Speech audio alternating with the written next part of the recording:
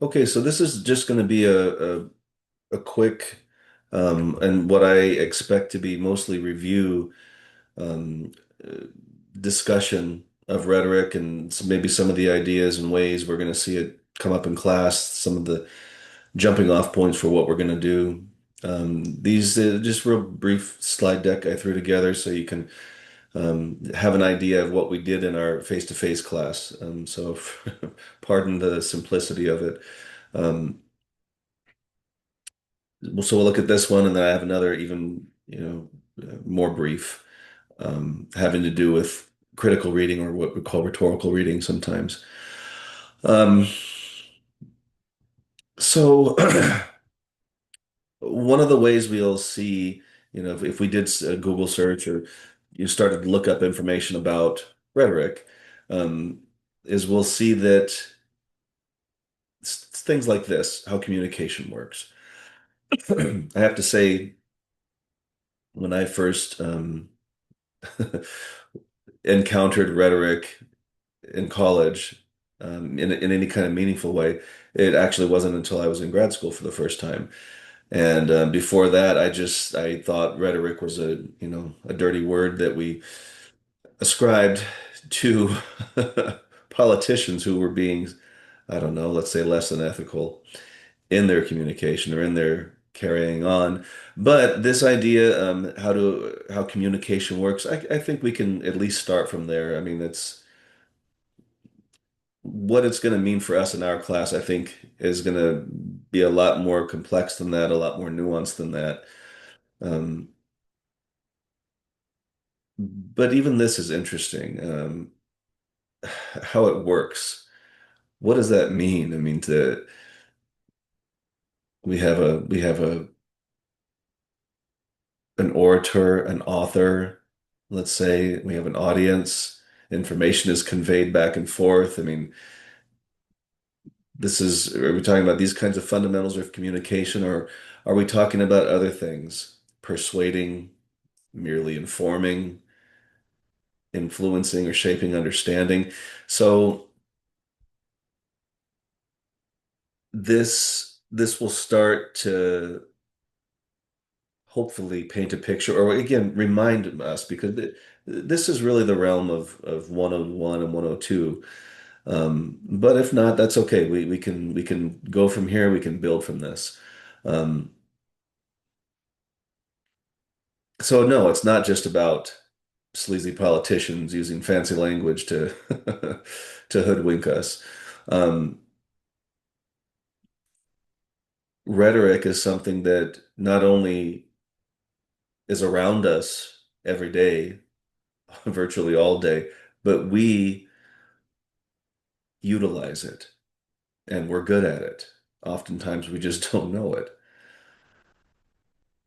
One of my dear professors, when I was studying rhetoric um, initially, uh, she was she was giving us an introduction to rhetoric, and she was offering us some definitions. And at a certain point, she stopped and she just said, You know what people who study rhetoric or rhetoricians," she said, you know what they're interested in?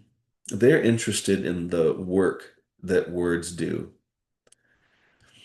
And not just words, but again, rhetoric is all around us. It's everywhere. It's in speeches, social media posts, images, architecture. I mean, so much. And again, I'll use the word everything. I think at least it could be argued is rhetorical. It's doing some work, oftentimes to persuade or convince, or um, as one notable rhetorician said, induce us to some sort of action or thought.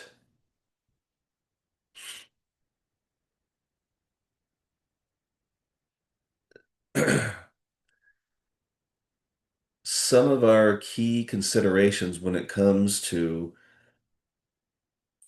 let's say, beholding rhetoric in in an article we're reading that we want to write about, or in a social media post. we're asking, who is doing the communicating? Who is crafting or composing the rhetoric? Why? What is the purpose? And when I ask you here, what is the purpose? If we encounter, let's say, an ad that's attempting to sell us a product or a service, and clearly that's what it is. It's an ad attempting to sell. Well, we might be tempted to say that's the purpose of the ad or of this rhetorical artifact, of this text, of this ad, is to sell us something. And it's not that that's not true, it is true. But in sort of in parentheses near this word, I almost want to put, what is the rhetorical purpose? It's an ad, but what is the mechanism? By what means is that ad attempting to get us to buy something? And that's where we get into the realm of rhetoric. I mean, we can perhaps identify that it's you know, appealing to our sense of fear, getting us to be afraid of a thing, and that their product or service is the answer to that fear. Or maybe they're appealing to our sense of vanity, wanting to sell us something that's going to help make us look better, or what have you. So rhetorical purpose tries to go a little bit deeper than just what may be the sort of surface level thing that we notice. A lot of times when it comes to, we'll pull articles off the internet to try and analyze them and write about them. And, when we're first learning about rhetoric, we want to say, well, this article is meant to inform us. That's the purpose. Well, yeah, it's again, that's true, but what's happening in that article? One of the things that we have to know in this way in terms of purpose is what's the main message? What's the argument? What is going on in this article? What does this author want from me? What do they want me to do? How do they want me to think? Once we can start nailing that down, then we can start hunting around for evidence.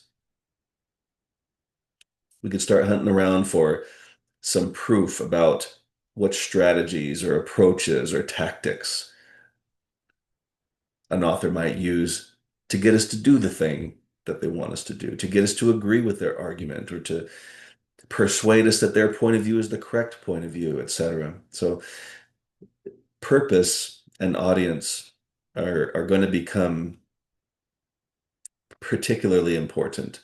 Um, if you don't know anything about your audience, you really shouldn't expect that you're going to be very convincing or persuasive at all, or whatever your rhetorical purpose happens to be.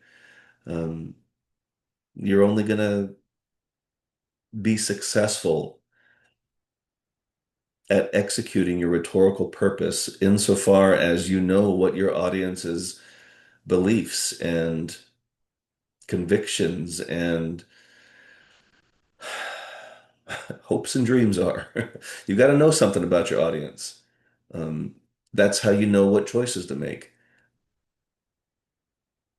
So we're not only going to be looking at it from that perspective, but we're going to look at other people's choices they make in the rhetoric they deploy and rely on for their rhetorical purposes.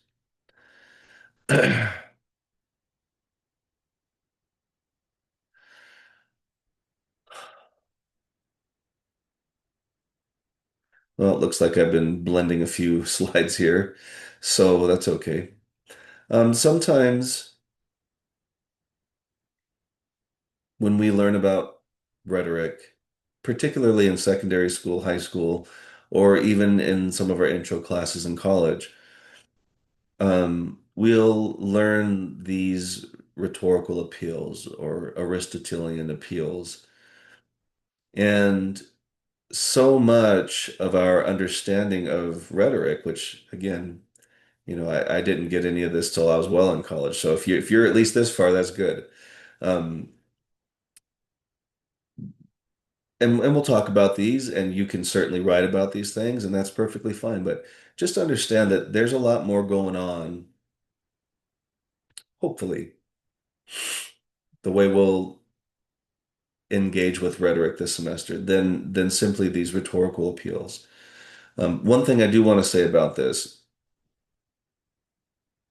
if you've written, let's say, a rhetorical analysis paper and you were analyzing an article, you may have written something like such and such author uses ethos in order to convince their audience of something, or uses pathos or logos.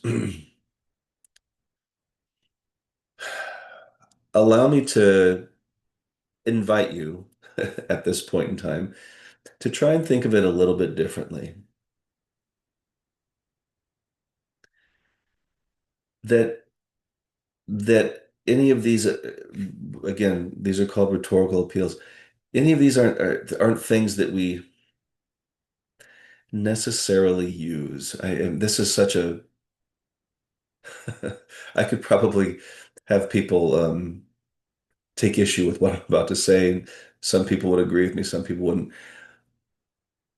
Try to think about it so that you write about it in a way that's more consistent with such and such author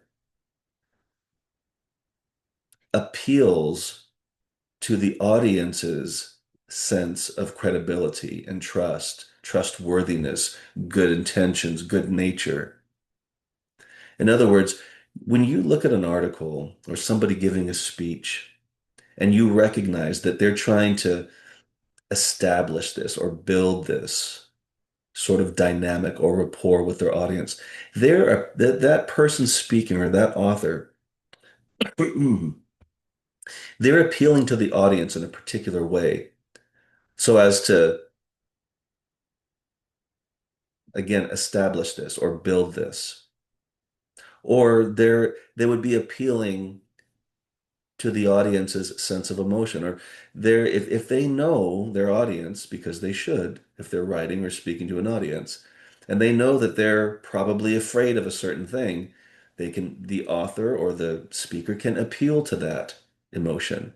In other words, they can make rhetorical choices, employ rhetorical strategies that will speak to that fear and one way or another, ethically or otherwise, um, appeal to that emotion for the sake of convincing or persuading or otherwise inducing to some sort of action or thought.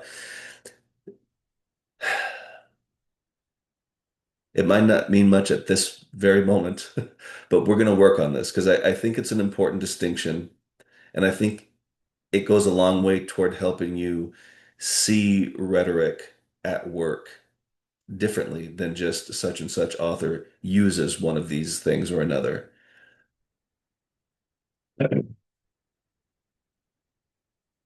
Yeah, we talked about this a little bit. I don't know. I don't know if this was much of a fruitful part of our discussion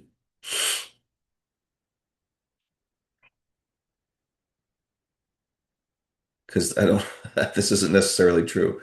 Um, it could be balanced, but it doesn't necessarily have to be. Um,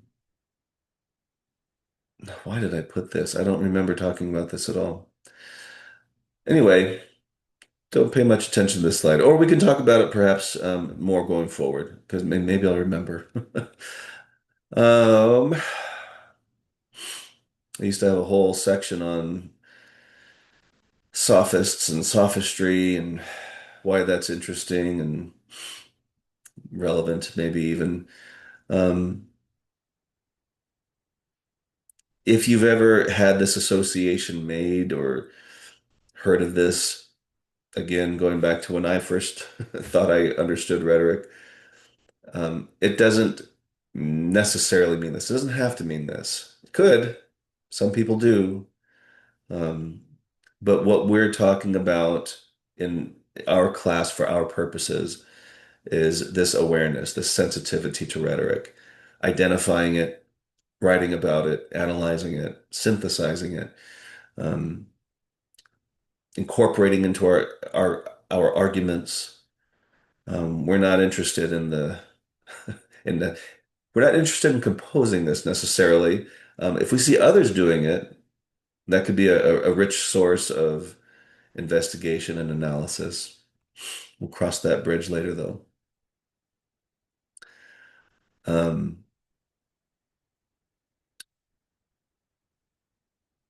so these are the things, once again, that this is why it's probably review. A lot of this is we do a lot of this in first year comp. So we're going to be taking these sort of endpoints and we're going to be going from there. But don't feel like, if you're starting to feel left behind or anything because you didn't cover these as extensively or this is a lot of this is new to you, that's okay. Just let me know and we'll work on it. But that's going to be sort of my base assumption is that we're gonna take it from here. Um, I have a whole lot to say about this stuff too. Just know this. When it comes to why we're doing this with rhetoric, understand that every time you're zipping through your phone, looking at things, liking things, sharing them, anytime you step foot into the digital realm, or not, even what's left of the print realm, somebody wants something from you. Somebody wants your time, your money, your attention, your approval, and they will employ and deploy rhetoric as a means to that end.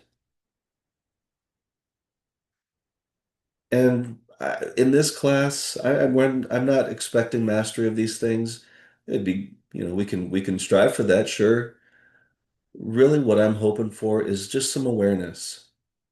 When you're going through life and you're doing the things that you want to do, if you just even take pause for a moment to consider what is this social media post actually doing and saying and wanting from me?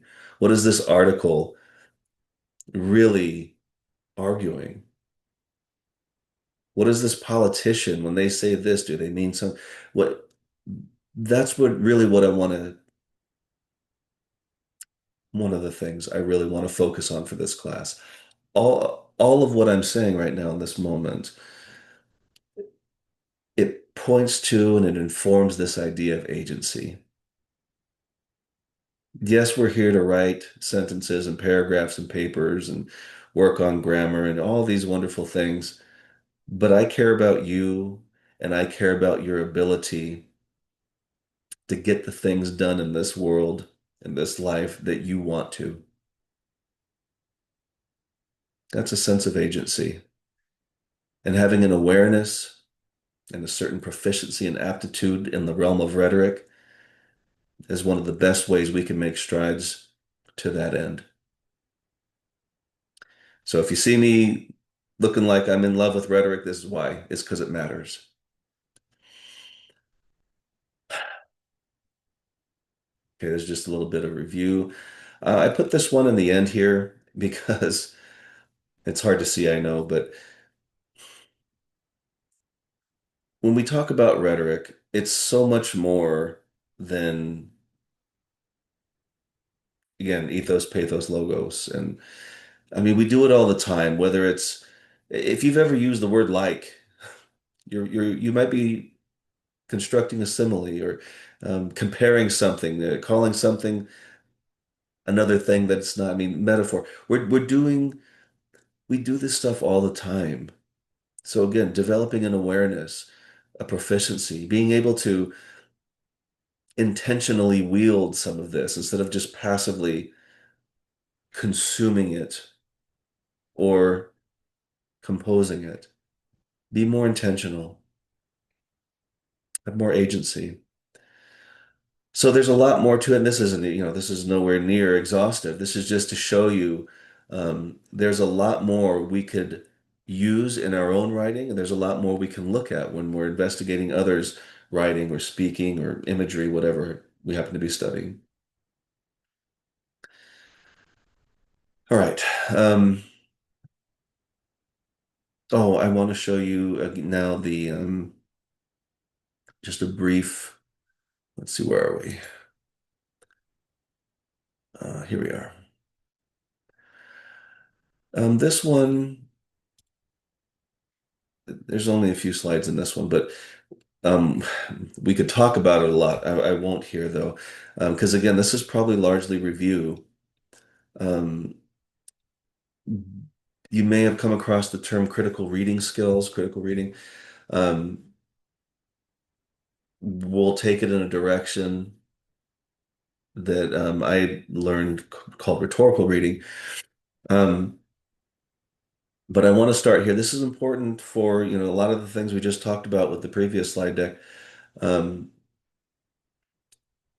when we engage with texts or visuals or other rhetorical artifacts, it's important how we go about engaging with them, beholding them. In the case of a text, for example, this is the reading process. This is fundamental stuff. I've got some links here if you want to follow up any of this, what we're talking about. But people who study reading and do that for a living and everything, I don't. So I'm going to kind of zoom through this a little bit.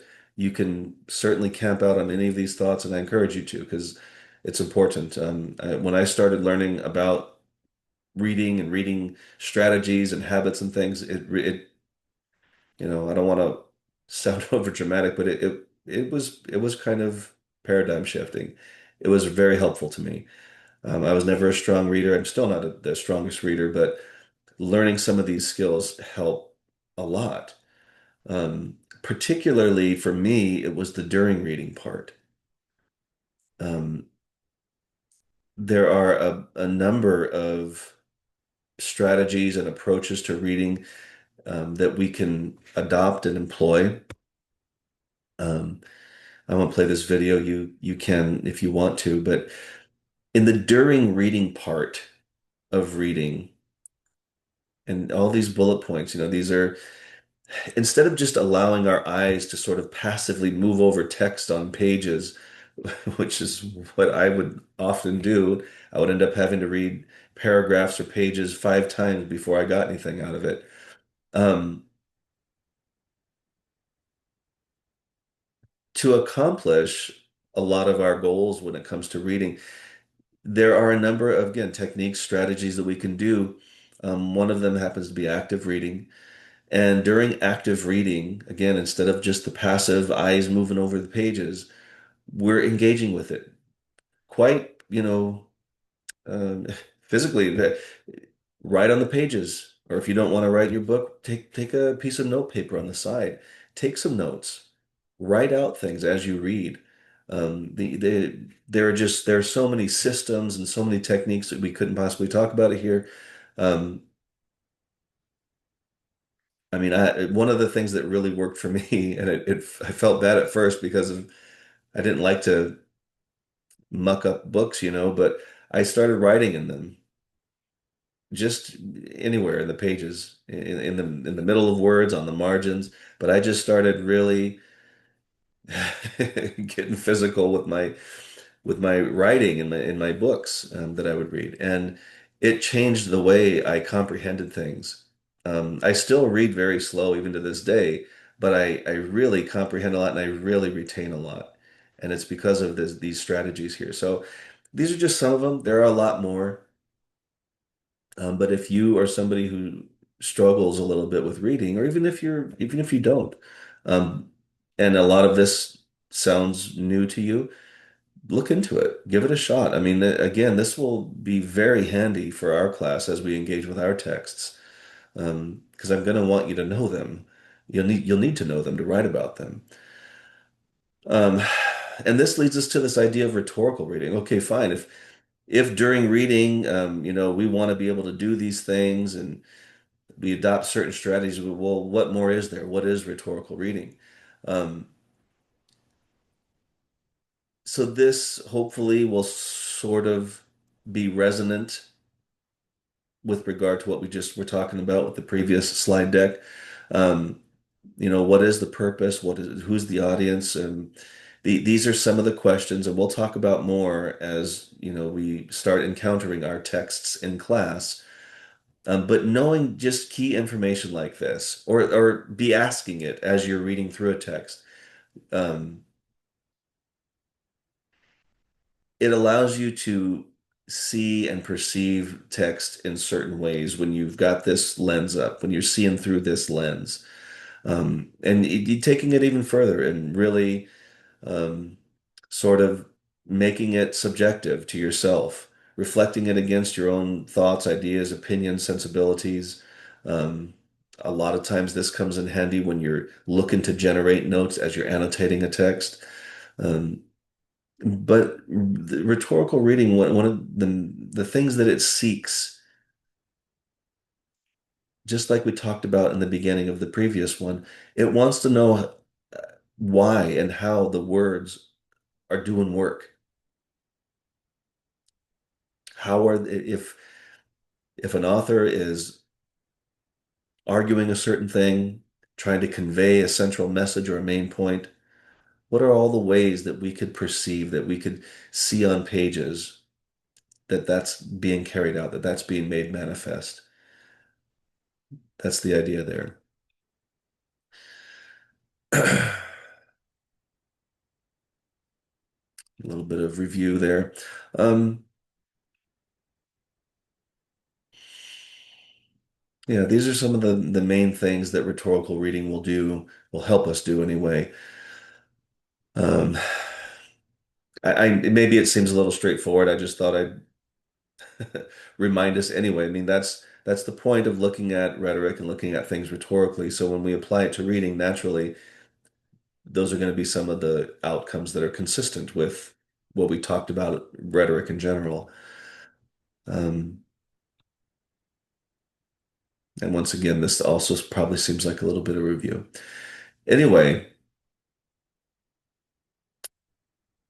I don't think I have any more to say about this stuff. So have a look at these slide decks if you want to. They're in our module for the week.